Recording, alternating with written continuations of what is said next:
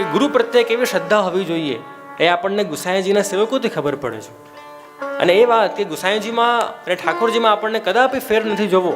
તે કછું ન સંદેહ N main Brajraj ઉછંગે. પ્રસંગ છે ને છીતુ ચોબેનો, કે આ જે ચોબેજી હતા આમ સ્વભાવના બહુ ધમાલી અને એવા હતા.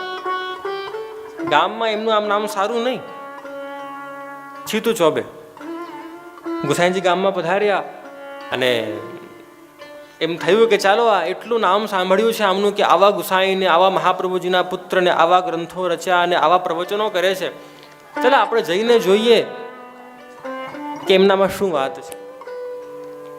અને જ્યાં પરીક્ષા કરવા શ્રી ગુસાઈજીની ગયા, એક ખોટું નારિયેળ લઈ ગયા અને એક ખોટો સિક્કો આ લઈને શ્રી ગુસાઈજીના સન્મુખ જ્યાં જવા લાગ્યા છે. એમની સાથે એમના 3-4 મિત્રો પણ હતા કે આપણે બધા મળીને પરીક્ષા કરીએ કે ગુસાઈજીમાં સાચે કઈ વાત છે કે આવા પાખંડી કોઈ ઢોંગી ગુરુ છે.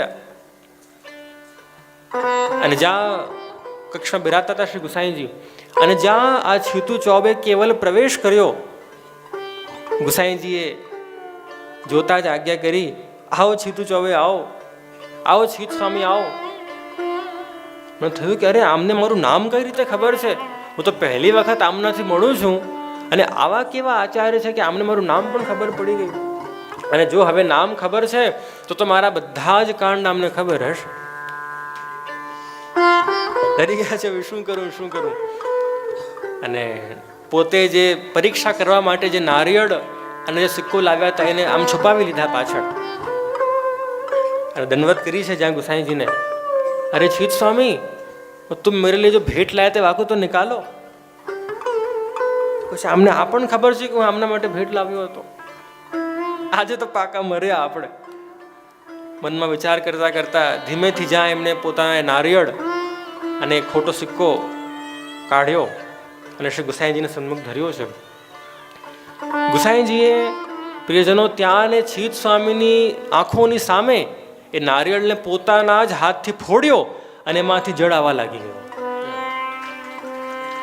અને આજે ખોટો સિક્કો લાવ્યા હતા, પોતાના ખવાસથી મોકલ્યા કે જાઓ ખવાસ बाजार में जाके हमारे ठाकुर जी के लिए सुंदर फूल लेके आओ. અને 5 મિનિટમાં જોયા તો સુંદર ફૂલ લઈને ખવાસ આવી ગયા હતા. છીત સ્વામી પૂછ્યું કે આ બધા સિક્કાઓ ચાલી ગયા? તો કે હા હા ચલેંગે, આપને સિક્કે ભેટ દિए તો ક્यों नहीं चलेंगे. અને ત્યારે એમનો એટલો બધો આશ્ચર્ય કે જે હું નારિયેળ લાવ્યો એમાંથી પણ પાણી નીકળી ગયું, અને જે હું ખોટા સિક્કાઓ લાવ્યો હતો એનાથી પણ ઠાકુરજીની માટે ફૂલની સામગ્રીઓ આવી ગઈ છે.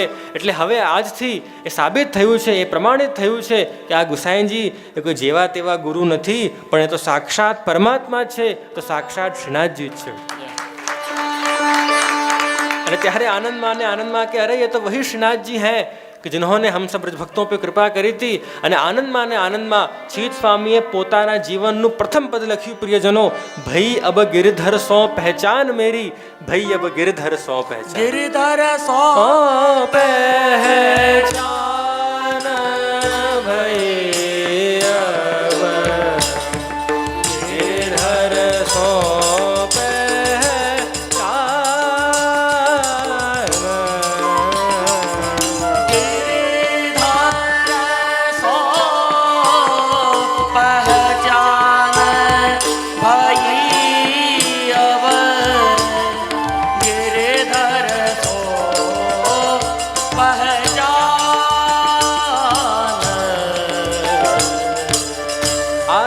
ચોબે જે આવા ધમાલી ચોબાજી હતા, એમના પુત્ર હતા.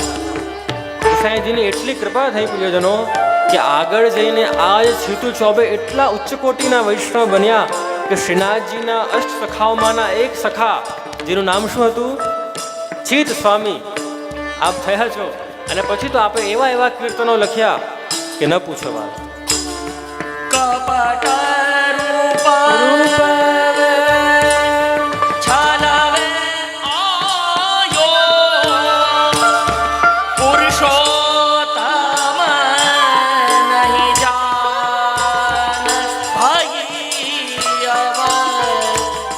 गिरधर सो पहचान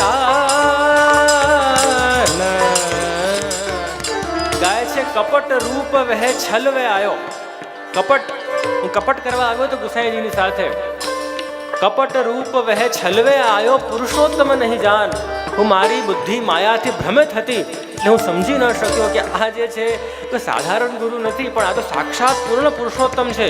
અને એનું વર્ણન કરતા પોતાના આ જ કીર્તનમાં ગાય છે, આ કપટ રૂપ વહે છલવે આયો,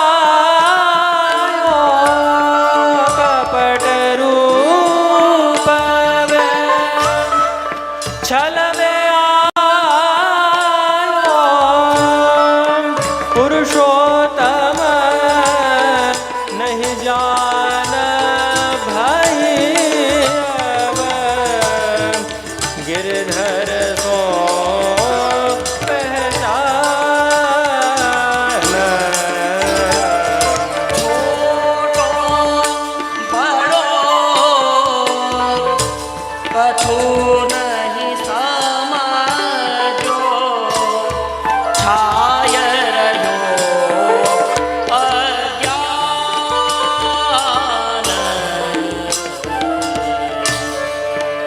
छोटो बड़ो कछु नहीं समझो, छाय रहो अज्ञान. चित स्वामी देखता अपनायो. આપણા ત્યાં તમે આ બધાને ખબર જ હશે કે દર કીર્તનમાં અંતિમ પંક્તિમાં જે કીર્તન લખવાવાળા હોય છે એનું નામ આવે છે, એને છાપ કહેવામાં આવે છે.